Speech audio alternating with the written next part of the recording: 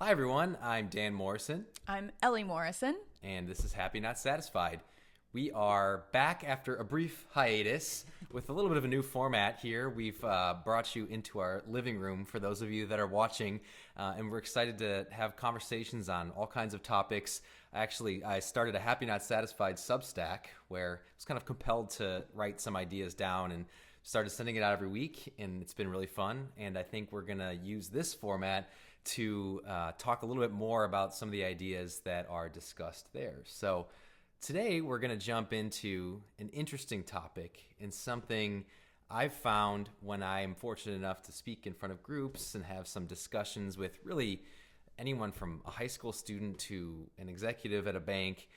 I have this term that I started using, and it's the thing that probably comes back to me the most after presentations as what resonated, what really struck a chord, what made people think differently. And it's this idea of being addicted to misery.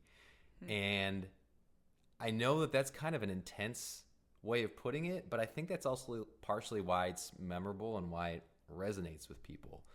So I have found that in my life, I've found myself in that state where it's like you're in a stressed environment. Maybe you have a big project at work that's kind of longer term, and there's months of sort of grinding it out and feeling like you have to get to this achievement or checkpoint or goal. And for me, it's like when I'm in it, I don't realize it, but my identity almost becomes defaulting to negative. And another way of putting that is sort of like being addicted to misery. It's like I almost forgot what it feels like to be anything but miserable, but negative, but almost torturing myself because I have to just keep pushing. And then if I don't have these negative feelings, then somehow I'm not going to get there. And so that's something I've felt in my own life. And so I thought, well, I'll kind of put this out there and talk about it and see what sticks. And this really stuck. And so I think it's something worth talking a little bit more about. And I guess I would be interested to get your take on it, either for yourself or what you've seen in me. Well, I mean, I've also faced this at various points of my adult life, especially when it comes to parenthood. I think like I recently had a bit of a shift happen because now our son is 2 years old. And so I think in the initial onslaught of just getting used to, the learning curve of getting used to taking care of another human being, there was a lot of negative script that I had in my head. And because it is difficult, it is very challenging, especially when you have worked on your own habits and many things that formed your own identity. Blown up in the blink of an eye. Yeah. For many years before you start your family, it's just a huge adjustment. And so I think that's something that I kind of caught myself on lately, that I was telling myself that everything was bad, even when it wasn't, just because I was attached to the idea that this was hard, And that's an interesting point, though, because something being hard and something being miserable don't have to be the same. No, they're not. But I think it's easy to associate those things in your brain when really sometimes the hardest things are the most meaningful. Oftentimes they are. Yeah, well, and then that's exactly right. I mean, this morning, I want to go into like waking up from my dream at 5:30 this morning, because I had this thought where, like there's a lot of, I think for me personally, I know a lot of people will relate to this, but specifically as a creative, as an artist, as somebody who I feel like I don't quite handle busy as well as I could, even though I try to, right? It feels overwhelming to me at times to be busy. And so then I go through these phases where I'm like, you know what? Self-care, I'm going to treat myself, I'm going to relax, I'm going to just really lean into this when like projects are very busy, and then you always have kind of a lull. Then you have a big, they pick up, and then you have a lull. Well, in the lull, which has been this month of October, things that I've been working on, I have a breather. I think during that breather, okay, I just want to coast for the rest of the year. I want to, give myself a break. I remember when you said that. And right. I was like, and I know. Let's see how this works And out. then I had a dream last night. It was so bizarre. I was in high school, and I was giving a speech to my peers and to an audience. And I was my age now, and I was addressing them, and somehow what I thought should be happening wasn't, and it seemed all very chaotic to me. And I woke up from the dream feeling like, wait a minute, I can't utilize my skill sets or talent or put my art out there if I don't have the vehicle that's forcing me to do so.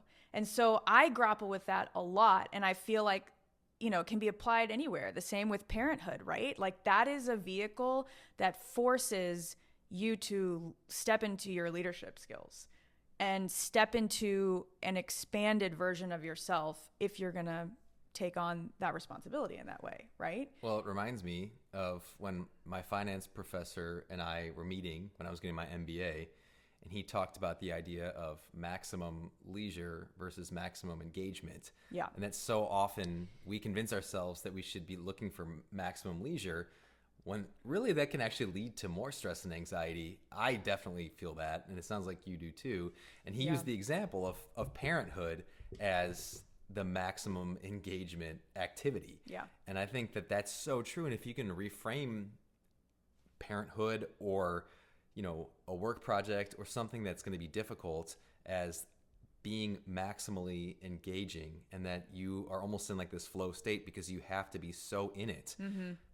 As humans, as however our brains are wired, to me, those are actually you get to the end of those days, and that's when you feel the most proud. Totally. That's when you feel the best. I mean, that's kind of like, you know, that's happy, not satisfied, right? Exactly. But if you don't have the right framing for yourself, it can feel insurmountable and negative and miserable. And it's a fine line. It is a fine line. It is a fine line. And I think that my dream, I truly believe that I dreamt this last night because we went to a marching band rehearsal yesterday evening. And we brought our son, which was the first time that he got to see you in some sort of capacity there, what your former all day, every day life was before we had him. Just for some context, I was a high school band director for 11 years, and now I help design high school marching band shows. Yes. So it's very niche, but a huge part of my life and always has been. Yeah. But my son hasn't seen much of that yet. Right. And so he's now old enough to understand and be interested and excited and inspired by what goes on there. And we went to a big football stadium to watch this rehearsal because we're in the thick of the competitive season. And this was the first time I had really been back in that setting in maybe 4 years. It was a special night. It really I wasn't was. expecting it, and then I was like, my wife is here, my son is here, this is amazing. Yeah, and that was like you when you were little, when your dad was. Oh yeah, my dad was a high school director. band director, family business, the whole but thing. But it made me think about, I have a background in performing arts as well, and right now, you know, I'm not creating anything from a performance standpoint. Like what I create, I love the creative process, and I'm so excited by the collaborative projects that I have the privilege of working on with so many wonderful people, but it's all in the digital space, or in some sort of different type of space that it doesn't get performed, right? And that's a little bit different of a feeling and a little bit different of a process, because like when you are in the middle of putting something together for a performance, a singular, like spectacular, right? Right. The energy is different because you know that you put it up once or a couple times and then it's gone. Mm-hmm. And so I think that being around that energy last night reawakened in me the thought of, oh, what are you doing trying to just like relax until the end of the year? Yeah. Like you have, and it's not that I fully believe in self-care, trust me. But sure, it was just, I'll caveat this aside, but I feel like, you know, I'm at a place now we're at a place with a project that we're working on where it's really go time and we have to lean into it to get it off the ground. Mm-hmm. And I've been addicted to misery in my own head about it. Yeah. About the, hypothetical stress, right? In the future. Well, hypothetical stress is current stress, right? Right, That's because kind of the definition of worrying and anxiety, and it's being worried about the future. Really, right? it's a caution to myself. It's me trying to protect myself from stress I've felt in the past. It's a defense mechanism. It's a defense mechanism. Because a project that I worked on in the past was similar, right? Yeah. It had similar aspect to this. And so anyway, it's me trying to protect myself. But I just had this realization watching the marching band of like, what are you thinking? Like, you're telling yourself you're miserable preemptively when you're not.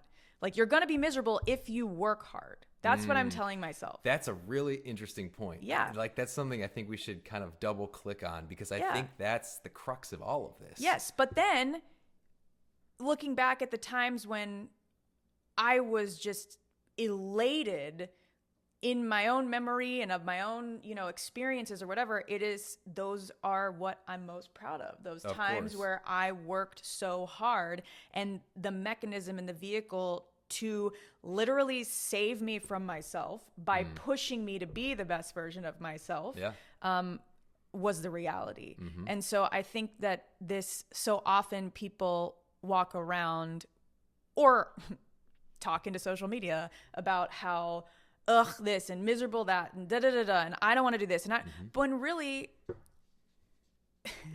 I will, like, going off that point, so much of the social media content that comes into my feed about parenting is how it's either joking or serious about how like bad it is. Yeah. And I just don't think that's, which, like, listen, it's hard. It's very hard. Very challenging. We are very fortunate to have a healthy, thriving child. And of course, I am not.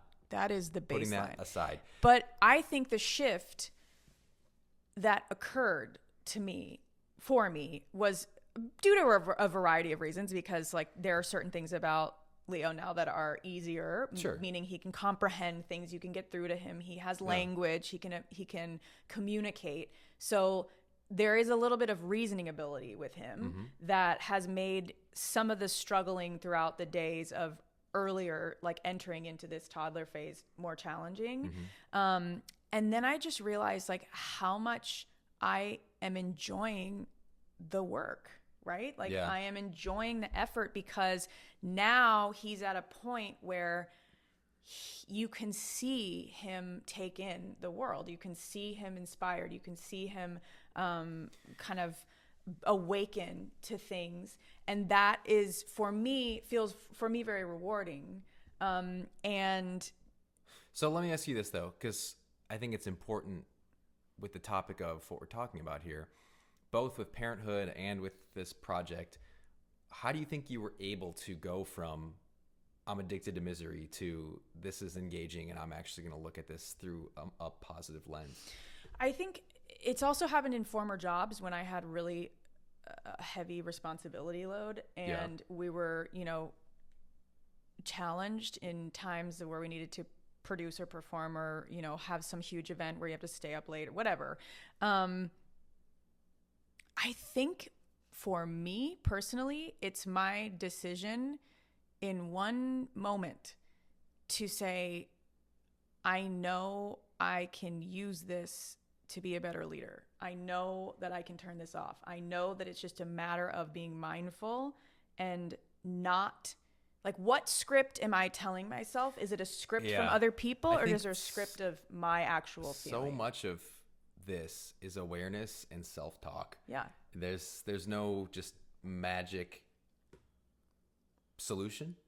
It starts with awareness, and that's why I think having these types of conversations is so important. That's why I think when I speak in front of groups, bringing this up is so important, because just hearing the words "fight against the addiction to misery," I could just say that and leave the stage, and I think a bunch of people would think about it more and try to shift their mindset. Yeah, because it's so. I mean, life can be challenging, absolutely. Well, and it is challenging, and it's perspective makes it so that even for one person, they look at somebody and say, how could you ever be stressed? You have an amazing life.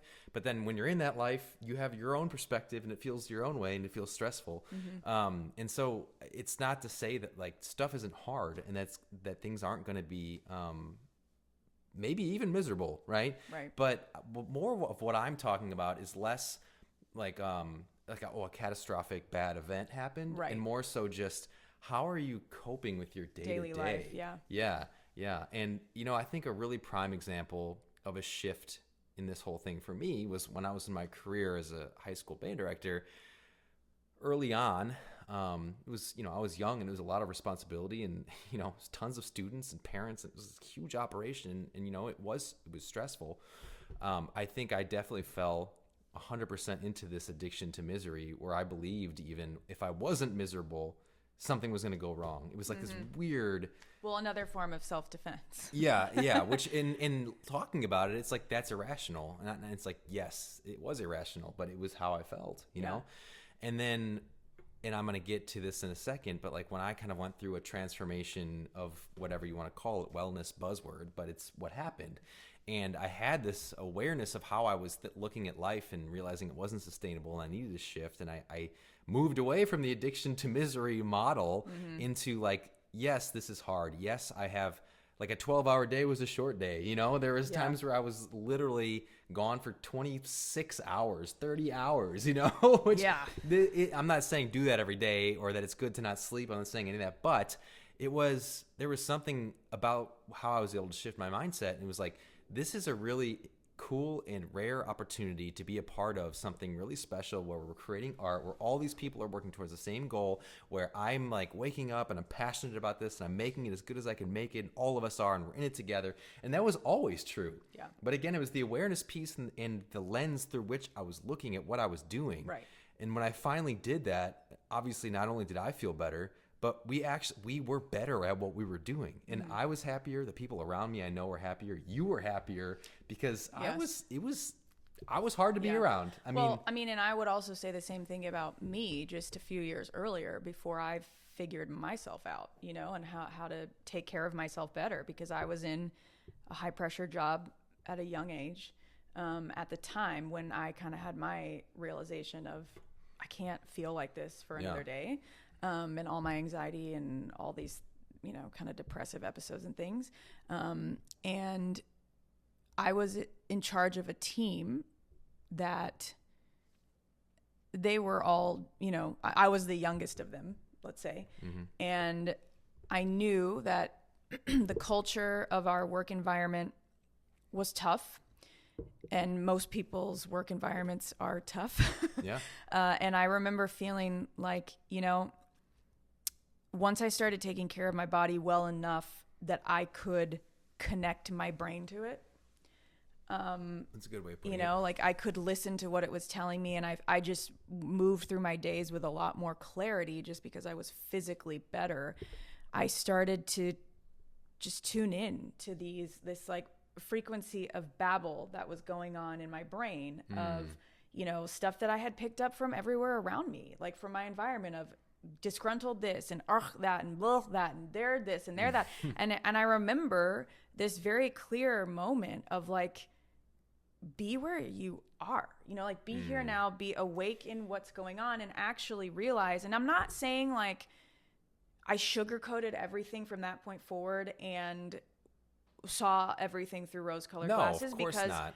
Everything has its challenges. There's no perfect situation. But what I chose to focus on and the script and the narrative that I chose to tell myself in order to get through it and be a leader through it and be my best self through, despite other forces, that changed because it all just started internally. Right. And I think that's a perfect segue into sort of setting the foundation for what we're talking about and things that I talk about often, but it's because you have to.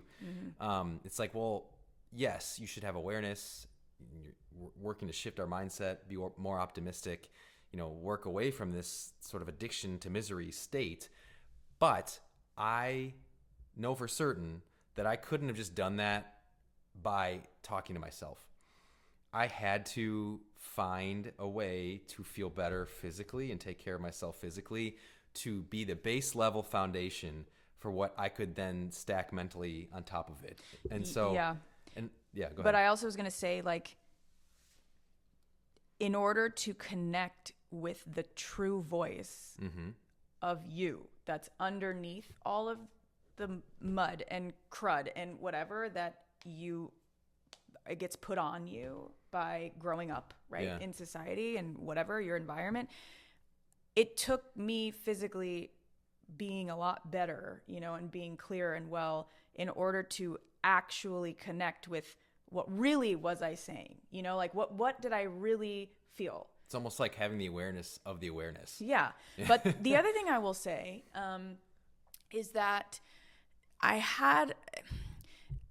growing up, I struggled with, once I hit adolescence and then into young adulthood, I had a script that I believed that I wasn't where I should have been.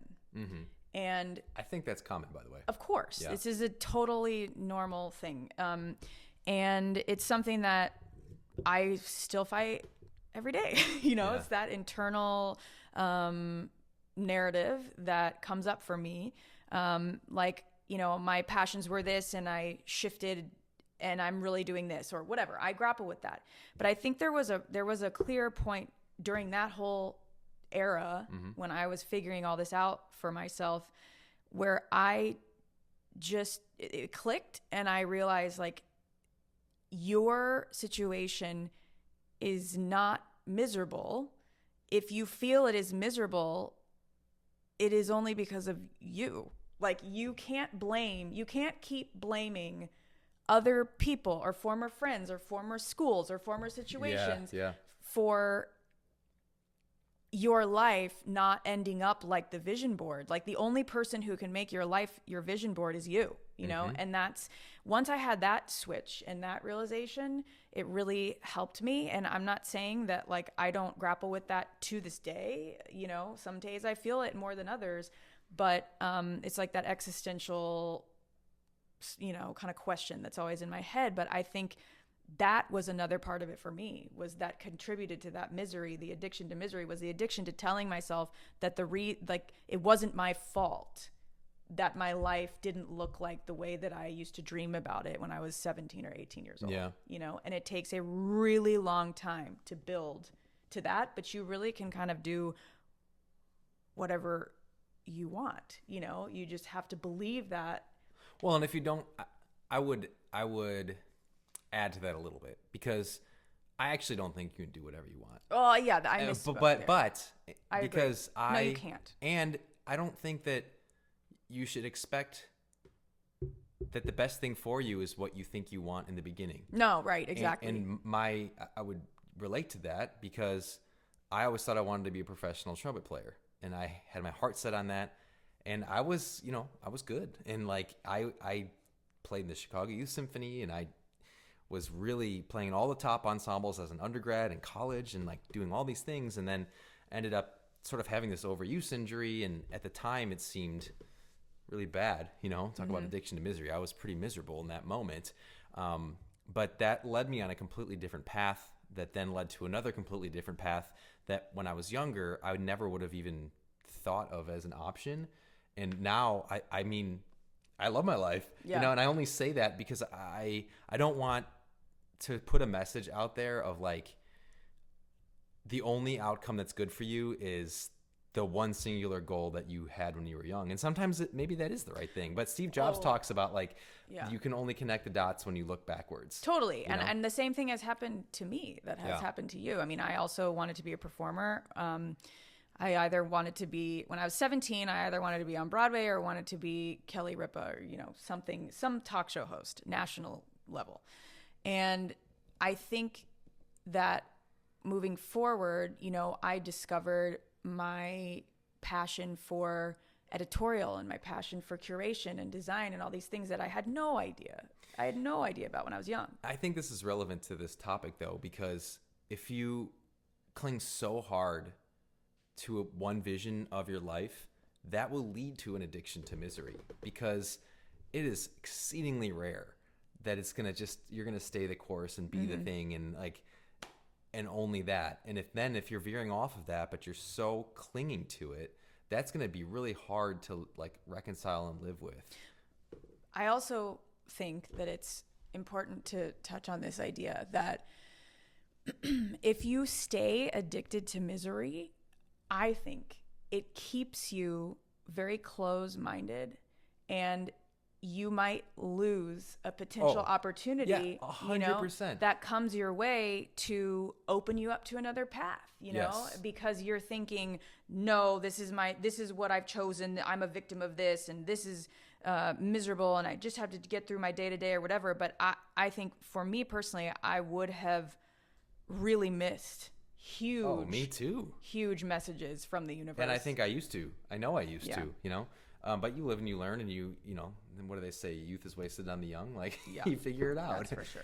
And in 10 years, I'll probably be saying that about my current self, which is Let's great. hope. That which would is mean great. we're growing. Yeah, exactly. But I do want to, before we wrap up here, because I intentionally trying to not make these be 3-hour marathons. I know there's a time and a place for people to do that, but I don't think our time and place That's is not that. us. Yeah. I do want to just quickly touch on like the physical wellness aspect of this, because I know for certain if I hadn't made decisions to like get healthy, I would have not had the ability, like you put it so well, like about like connecting your body to your mind or something. Yeah, You put it really well. Listening, being able to listen to what your body's telling you, like connecting your brain to your body. And so like when you're doing things like not eating right, being sort of, I guess, just lazy physically, right? Not exercising, putting things in your body that are not good for it, causing inflammation, all these things, you're not giving yourself the chance to make that connection. And you're just not going to be able to fully get there. I mean, I think there's a lot that you can do with the awareness and with all the things we're talking about and having good self-talk.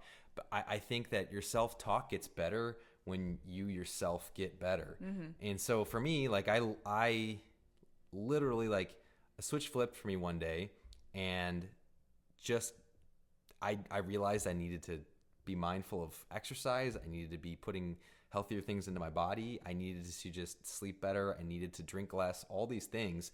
And they're coming out. Not when I say drink less, I mean, all this stuff's coming out that's like, well, the FDA used to say like 2 drinks a day was fine. And now that it's like, well, actually really 0 is probably best. So, not saying that you have to do that, but there is an element of what that's doing to your body and your inflammation and your ability to think clearly the next day and like, be your best self. But anyway, I digress a little bit, but not really.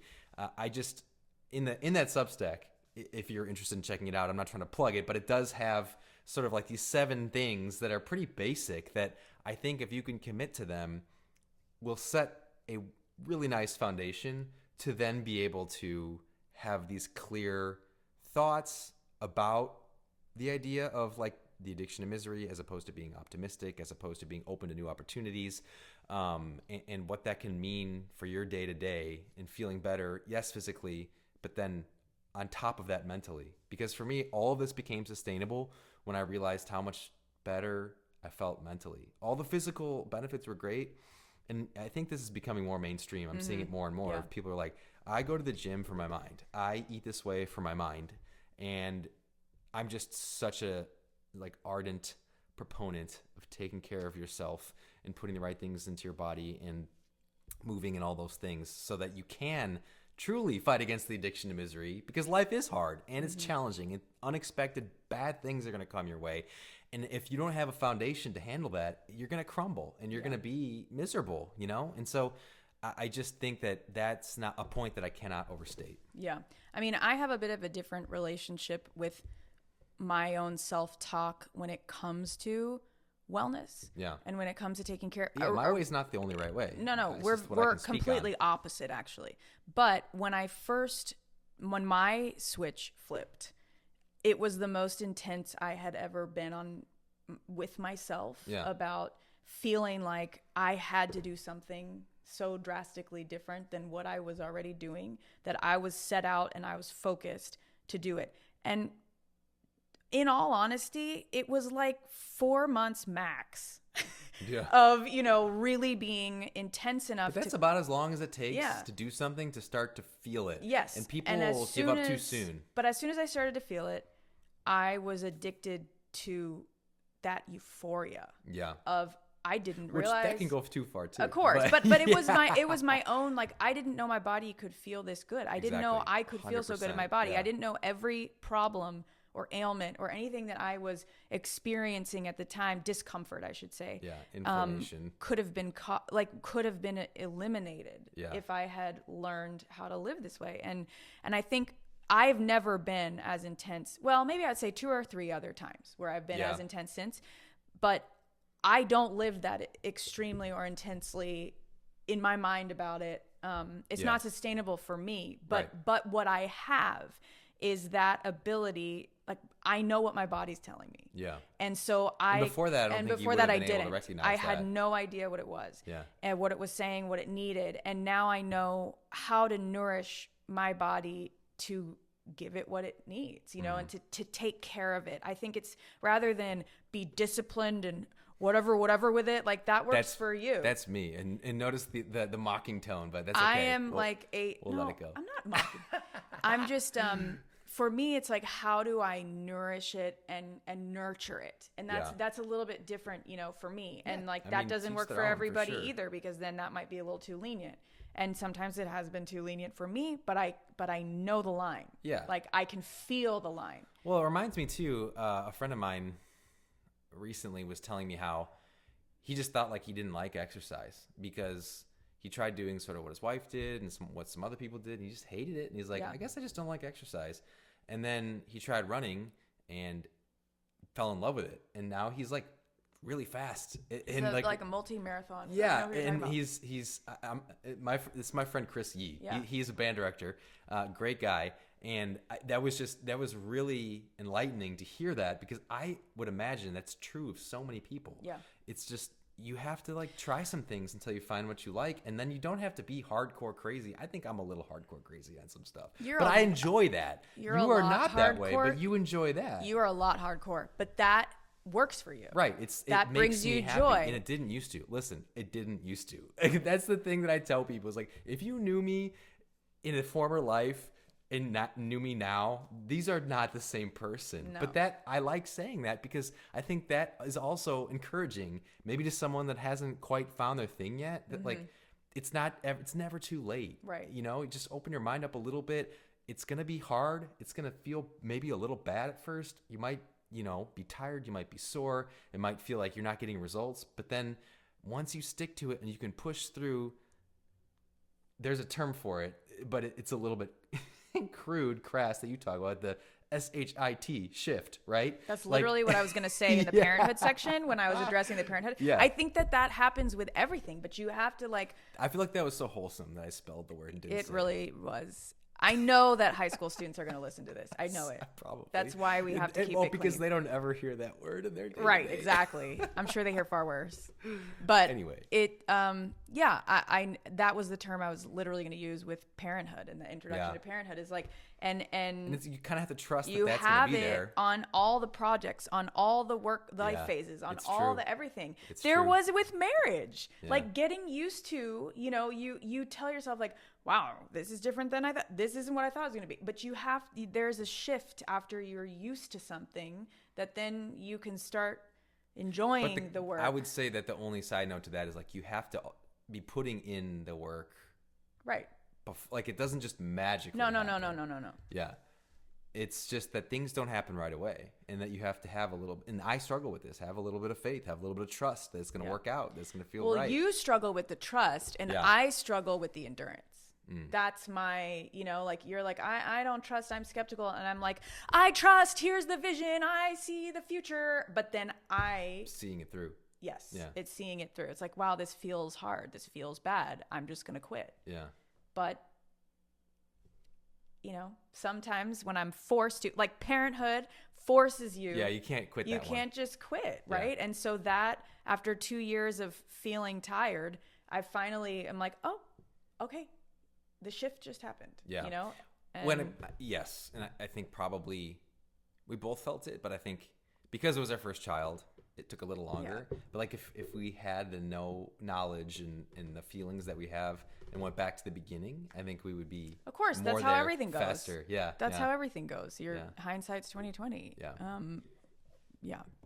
But anyway, I mean, just tying it all back together with I just want to say, tying it all back together with my tea, with my hot tea, it says the little guidance on the tea bag says, "Let the opportunities come to you," and There you go. there you go. But you have to still work. That's the thing. Well, of course, you have to work in order for the opportunities to come to you. But instead of being addicted to the script of negativity, be addicted to the script of optimism and positivity and possibilities. Possibility. More than positivity, I think it's possibility. Yeah, I agree with that. Yeah, and I mean, when I talked a lot in early episodes of the podcast about creating your own luck, and really what I meant by that was it is related to optimism and working hard, working right, being kind, and putting yourself in situations where eventually something is going to work in your favor. To me, that's creating your own luck, right? Of course, actual dumb luck exists, but that's not the point. But that's kind of what this is. If you're addicted to misery, I would bet you're also really unlucky.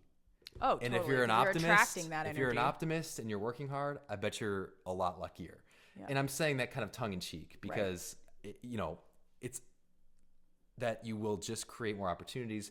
You'll be a more magnetic sort of person that people want to be around and want to help and uplift and give opportunities to and collaborate with and all of that. Well, and I think the reason you create more opportunities is because you can see them. Like you see things as opportunities as opposed to just, obligations. And even, yes. And if you can get to the point where you're seeing what's probably going to be stressful or challenging as an opportunity to overcome and like be proud of yourself in the end, that's been huge for me. When I can have those moments where my first instinct is this is going to suck. I'm going to hate this. It's going to feel bad. I have to do XYZ for the next 12 hours. Why? And I can shift that into you can be in a really meaningful, like maximum engagement zone and feel really proud of what you did at the end of it. That's a huge shift. And it's kind of like that idea of Matthew McConaughey that I talked about where you earn your Saturdays, right? Like you should be proud that you do the things that make it so you earn your quote unquote Saturday, whatever that is, the time where you can disconnect a little bit and back off or whatever that looks like. But if every day is like sort of a Saturday, then the Saturday is nothing. Right. So yeah, anyway, I think it's an interesting way to be able to shift from misery to opportunity. I think we solved all the world's problems. And with that. Yeah. Well, if you listened and you made it this far, we appreciate you. Hopefully you maybe related to something or had a takeaway here, but check out the Substack. It's just Happy Not Satisfied on Substack. And the Instagram is happy.notsatisfied. And we're gonna be putting out these episodes alongside those newsletters, and just as we live life, kind of talk through, process it all. Yeah, process together. It. Yeah, exactly. So, again, thank you. I hope you have a great day, great week, and that's all I got. We'll see you soon. Bye.